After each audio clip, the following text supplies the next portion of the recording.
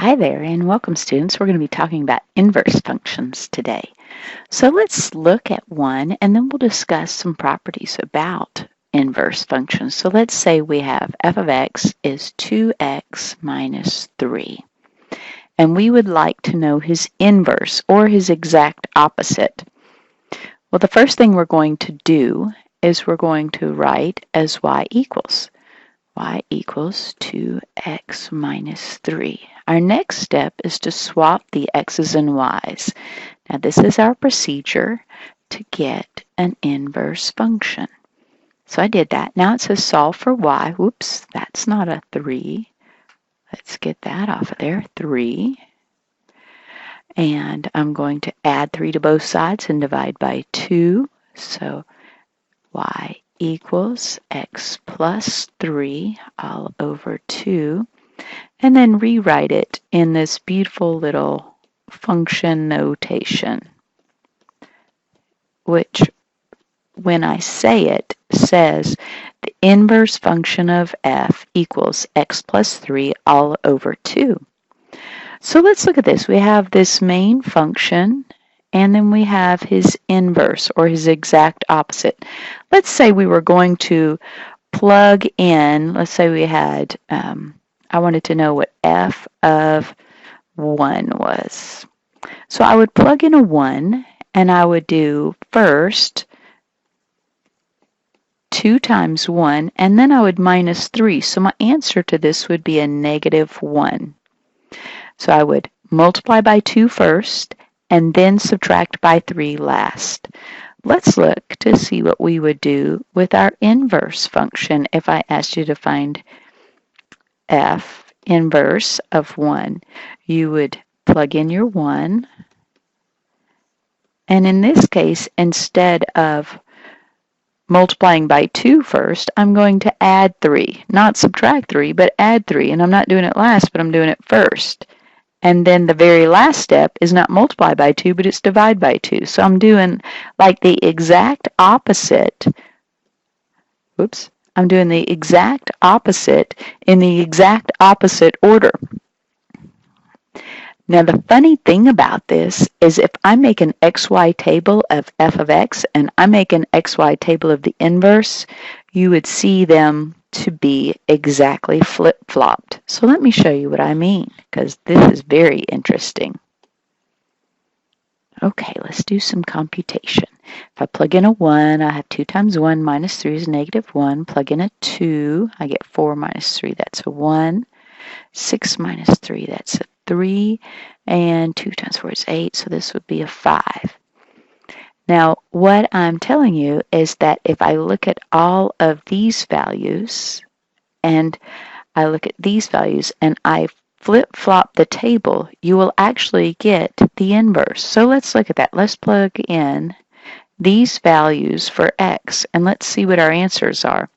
If I plug in a negative 1 for x, negative 1 plus 3, that's 2 over 2, that's a 1.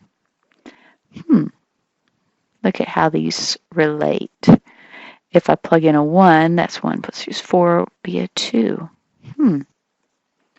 Look at how those relate. Plug in a 3. Nice. If I plug in a 5, I bet I'll get a 4. 5 plus 3 is 8, over 2 is a 4. The table flip-flops. So let's look at that on a graph and see what that looks like. Okie dokie, let's look at these graphs.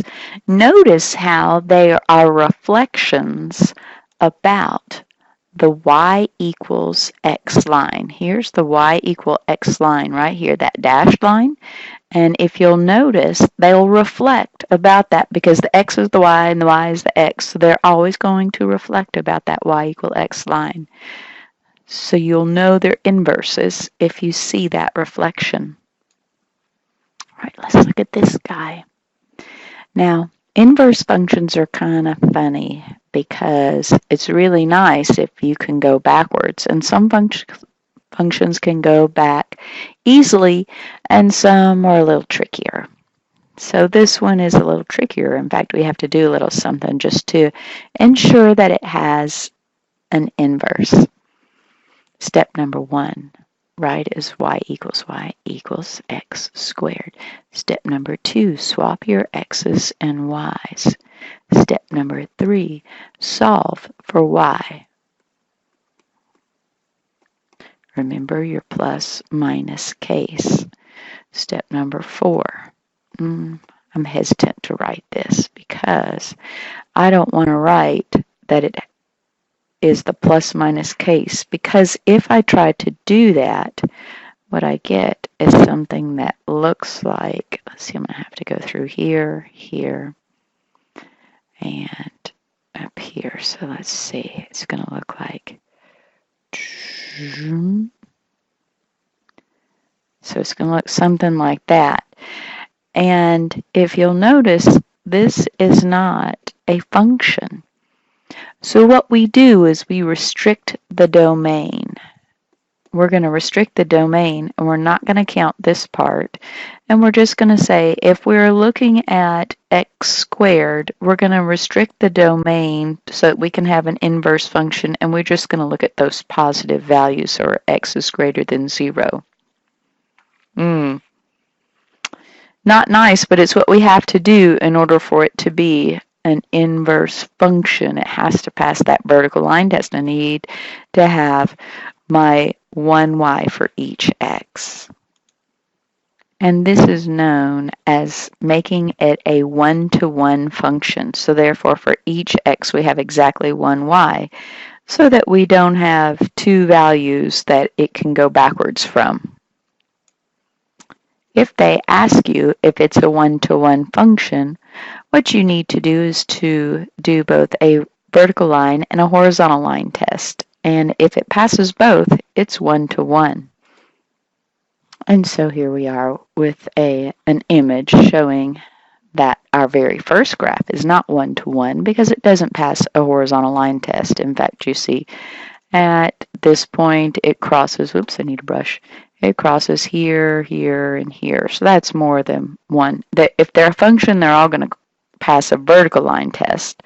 But if they're one-to-one, they'll pass both a vertical and a horizontal line test. Notice the second one is one-to-one.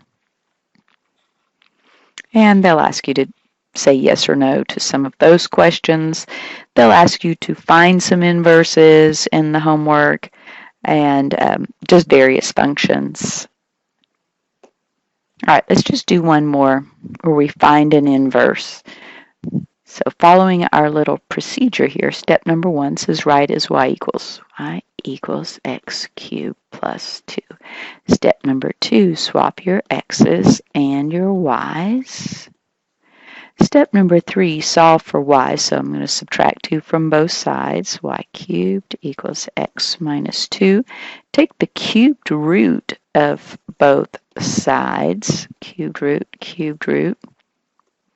And number 4, I get, because I now have y equals cube root x minus 2. So I can write that as the inverse function is the cube root of x minus 2.